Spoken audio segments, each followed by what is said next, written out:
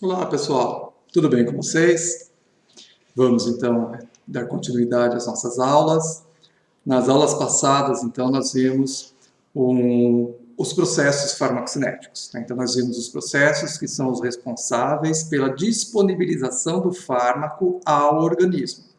Vimos os conceitos e os principais fatores que influenciam os processos de absorção, distribuição, metabolização e eliminação.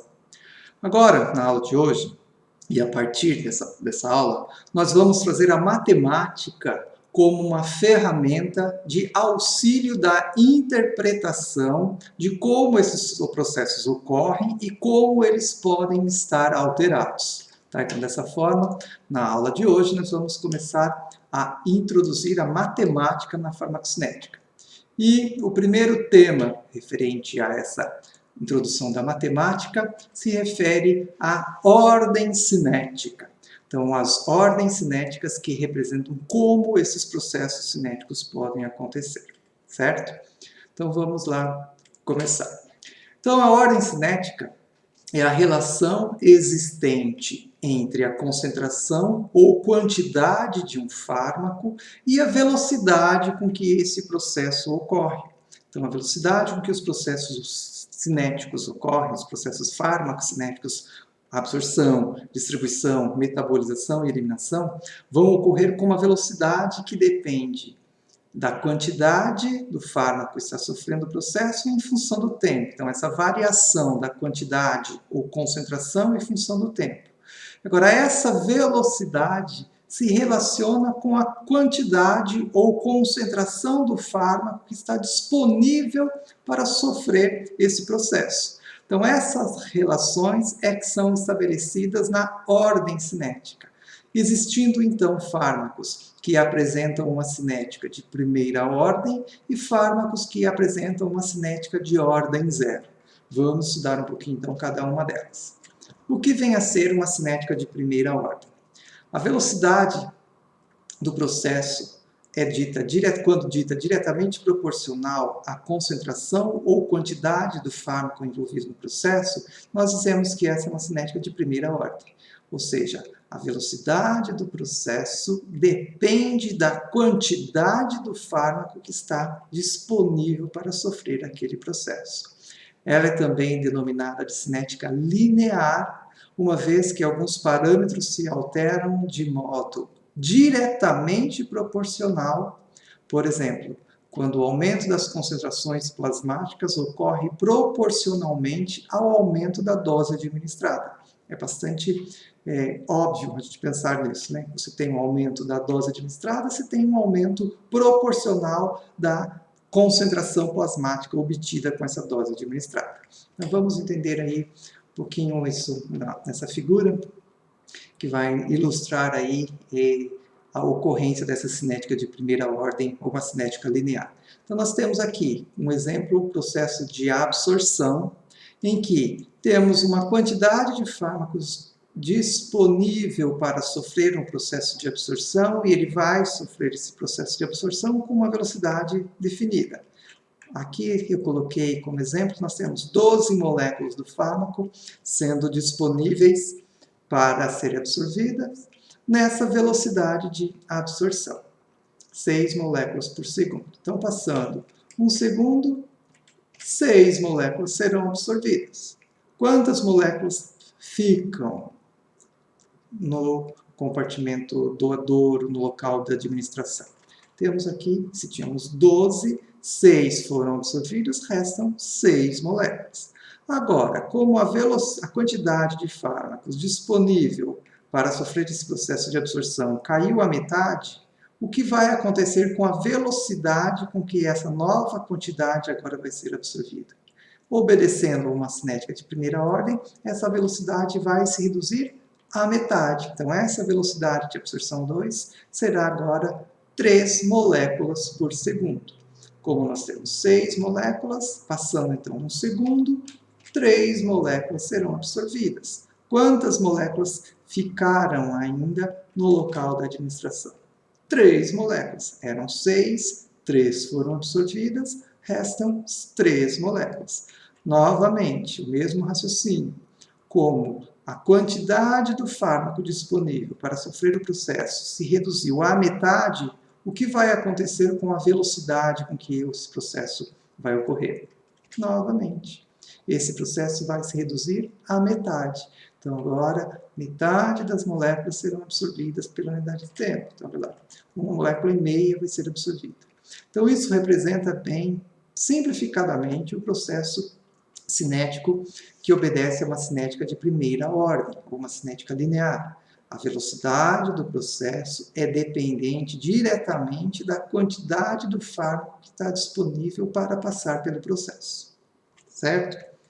Temos também agora uma cinética de ordem zero, ou uma cinética não linear, farmacocinética não linear. Por definição, ocorre quando a velocidade do processo é constante e independe da concentração do fármaco envolvido no processo. Então, esse processo, nós temos aí essa não correlação entre velocidade e quantidade do fármaco disponível. Essa velocidade, ela é sempre constante, como podemos notar aqui, nessa figura, em que uma cinética de ordem zero ou não linear, temos novamente um processo de absorção, como exemplo, em que temos aqui 12 moléculas do fármaco prontas para serem absorvidas, ou aptas a serem absorvidas, ou administradas para o indivíduo. E essas moléculas, então, vão ser absorvidas com uma velocidade, por exemplo, 4 moléculas por segundo. Então, passando 1 segundo a partir do momento inicial, nós temos aqui 4 moléculas foram absorvidas. Quantas restaram? Restam 8, eram 12, restaram agora 8.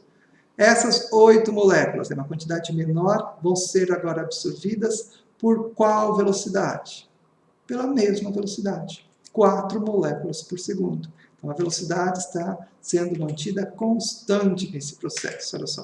Não há alteração da velocidade em dependência da quantidade do fármaco. Então, a velocidade do processo é constante e independe da quantidade do fármaco que está disponível para passar por esse processo. Então, nós temos aqui a representação gráfica do comportamento cinético para fármacos que obedecem a uma cinética de primeira ordem, uma farmacocinética linear, e para fármacos que obedecem a uma cinética de ordem zero, ou não linear. Então, um fármaco que, com o passar do tempo, tem uma redução da sua quantidade no sangue, gera este perfil de concentração plasmática, que é uma administração, por exemplo, intravascular, que você tem aqui o decaimento da quantidade do fármaco em função do tempo. Esse gráfico, essa figura que representa este perfil, esse comportamento do fármaco, ele é explicado por meio de uma equação matemática exponencial. Então, você tem aí uma exponencial representando a cinética com que ocorre esse processo. Já uma cinética de ordem zero, nós temos aí um perfil da evolução da quantidade em função do tempo que é representado por uma equação linear. Então, você tem aí uma equação linear e uma equação não linear, e o exponencial. Como nós temos a grande maioria dos fármacos obedecendo a uma cinética de primeira ordem, isso é um fator bastante positivo.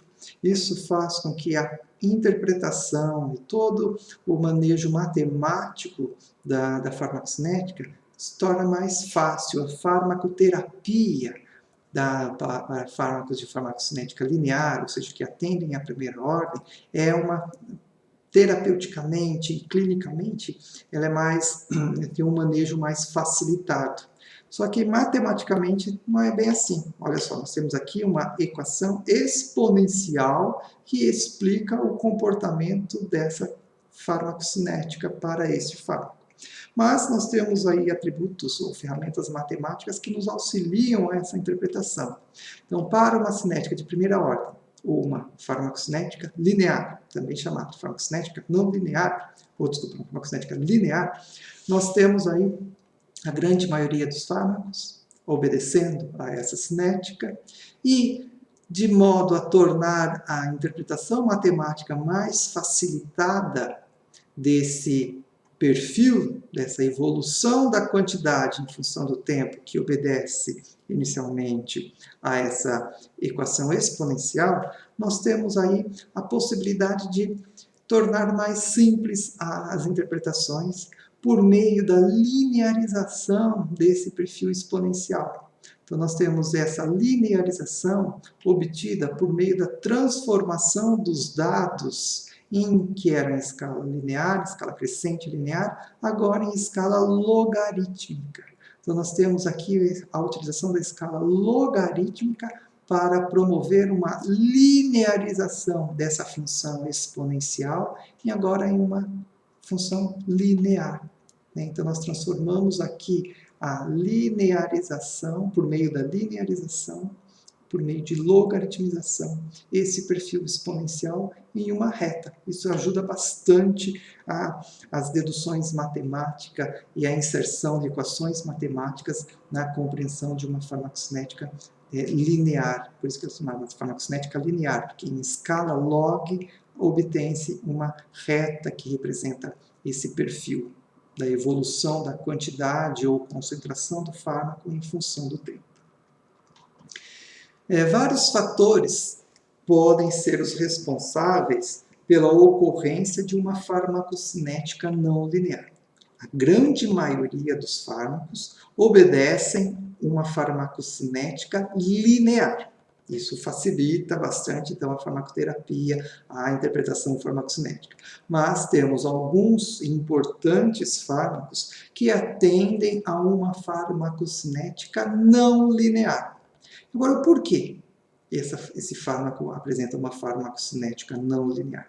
Então, vários fatores são os responsáveis por essa não linearidade farmacocinética. E esses fatores influenciam vários processos, um ou mais processos simultaneamente. Mas basta um processo ser não linear, apresentar essa não linearidade, essa não correlação entre quantidade e velocidade com que esse processo ocorre, para que a farmacocinética global do fármaco seja não linear. Então, a farmacocinética global de um fármaco só é linear quando todos os processos obedecem à regra de linearidade, ou seja, todos os processos têm que apresentar uma velocidade diretamente proporcional à quantidade do fármaco que está disponível para sofrer aquele processo, e isso então se torna uma farmacocinética linear. Basta um processo apresentar uma não linearidade para que a farmacocinética global do fármaco seja não linear, ok? Então nós vemos aí o que torna um fármaco que apresente uma farmacocinética não linear. Nós temos aí na absorção, na distribuição, no metabolismo e na eliminação alguns fatores que levam à ocorrência de não linearidade em cada um desses processos. Por exemplo, na absorção, a baixa solubilidade do fármaco nos líquidos do trato gastrointestinal, a saturação de enzimas envolvidas na eliminação pré-sistêmica, saturação de transportadores, no caso de absorção ocorrer por transporte ativo, essa é a mais comum. Esse fator, a saturação de transportadores e baixa solubilidade, são os dois principais fatores que levam a uma não linearidade farmacocinética em virtude de não linearidade na absorção. Variação, alterações do esvaziamento gástrico na motilidade intestinal, variação do fluxo sanguíneo no trato gastrointestinal. Na distribuição, também, alguns fatores influenciam e promovem uma farmacocinética não linear em virtude da não linearidade na distribuição, como, por exemplo, a saturação da ligação do fármaco às proteínas plasmáticas, esse é bastante comum, saturação da penetração ativa do fármaco nas células, variação do fluxo sanguíneo tecidual, do metabolismo, esse é um dos principais fatores que levam a uma farmacocinética não linear, a não linearidade no processo de metabolismo. E esse fator aqui, a saturação da capacidade enzimática, é o principal fator. Então, nós temos aí muitos fármacos que apresentam farmacocinética não linear, porque o processo de metabolismo dele tem uma saturação e a quantidade de enzimas. Temos uma indução e inibição enzimática, então vários fatores podem promover uma não linearidade, como inibição e indução de enzimas, até pelo próprio fármaco, hepatotoxicidade, variação do fluxo sanguíneo hepático. Também na eliminação pode ser o fator determinante da farmacocinética de um fármaco, como saturação da ligação do fármaco às proteínas plasmáticas, que vai então influenciar como ocorre essa eliminação, saturação da secreção tubular ativa, saturação da reabsorção, variação do pH, da diurese, do fluxo sanguíneo, da excreção biliar, da nefrotoxicidade, então vários fatores também relacionados aqui a uma não linearidade na eliminação. Tá? Então, relembrando, basta um processo não ser linear que a farmacocinética global do fármaco é considerada não linear. Ou seja, para ser linear, todos os processos têm que ser um comportamento linear. Tem que correlacionar a velocidade com que eles ocorrem, diretamente relacionada com a quantidade do fármaco que está disponível para sofrer cada um desses processos. Tá? Então, a linearidade farmacocinética, ela é determinada com os fármacos na sua faixa terapêutica, ou seja, nas doses usualmente empregadas que levam as concentrações dentro da faixa terapêutica. Né? Fora dessa faixa terapêutica, fora dessa dose usual, nós não temos a previsibilidade ou não da linearidade. Muitas vezes o fármaco é linear quando utilizado nas doses normalmente empregadas, mas em doses maiores, por exemplo, pode ocorrer não linearidade, ou em doses menores também pode ser que ele se apresente aí um comportamento não linear. Por isso que a linearidade farmacocinética, ela é definida dentro da faixa terapêutica, ou seja, dentro das concentrações plasmáticas e dentro das doses que geram concentrações plasmáticas dentro da faixa terapêutica. Tá? Isso é bem importante destacar. E qual agora a importância disso? Para que saber um fármaco apresenta uma farmacocinética linear e uma farmacocinética não linear? Né?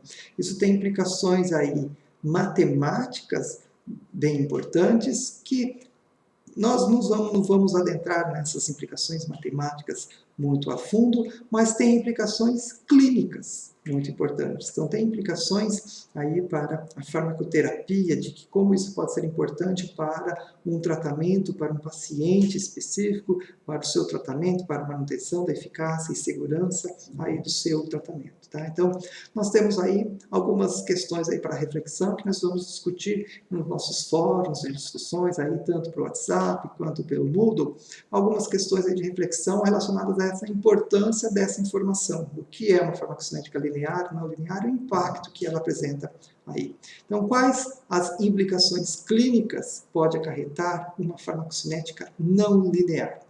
Então, por que é importante você conhecer quando um fármaco apresenta uma farmacocinética não linear? E alguns exemplos de fármacos que apresentam essa farmacocinética não linear. Então, vamos trabalhar aí alguma busca em algumas bases de dados e se aprofundar aí como leitura adicional em relação a esse tema para responder a essas reflexões que nós vamos discutir aí no nosso fórum de discussão. Aí algumas referências importantes para esse tema. E muito obrigado, pessoal. Até o nosso próximo vídeo.